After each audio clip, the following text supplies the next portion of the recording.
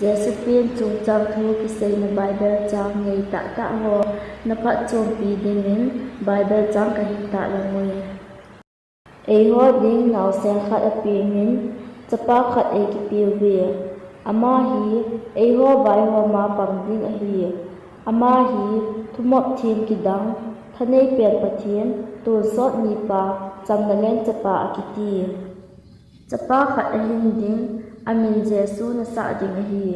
aji chu ama ta hin ami te cho se no ba pu na a hu hing ding a hi tin a sei pe e hi chun van ti lin a za a Mary ki chahi in pathian lung dei na mui na gai za chapa khat ni hin ding amin Jesu na sa ding hi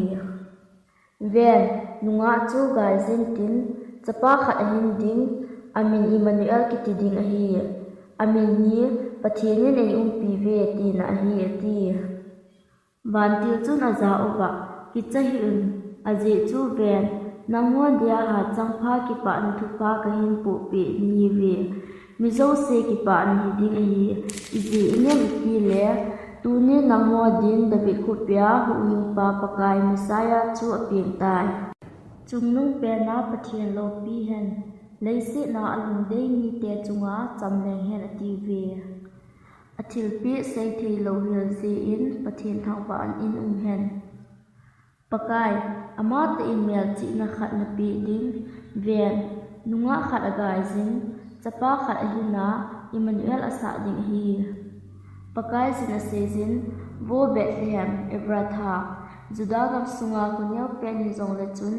na sunga pu na Israel vai po ding khat ka pen sa ding apung gui zong kang lui lai pe a to ka su mat ding hi ti hi chini kho hi le pakai jin thani ta a ami te su chang ho Assyria Egypt Petros Sudan Elam Babylonia Hamat chule tu khang len kul gam sung zo se a ku na in lama hin pui khom su ding hi leng zo se ang sunga bo khu mngen nam tin bai queen a chan pang hen azing khon Jesu a hi nga hung amun Johanin ven pathian kyang ngoi no wa noi chon se ko mang ko hichiga machun kyang ngoi ching phabet lo za wa gi un zanin kyang ngoi wan nga ki tha thaw ve chu in pakai cha kun wan til kha ko mu wa amung dingin pakai lo pi nan akin ve lu sai wa su se nge ama ho ki chape se se mun hi ahin la pha ahin se pha nin pathianin achapa ahin sol tlan dan thudung zui zin nu mei sunga ahung pingin dan thunoi za ho tla do a ei ho chalam thu hin na divin ahunge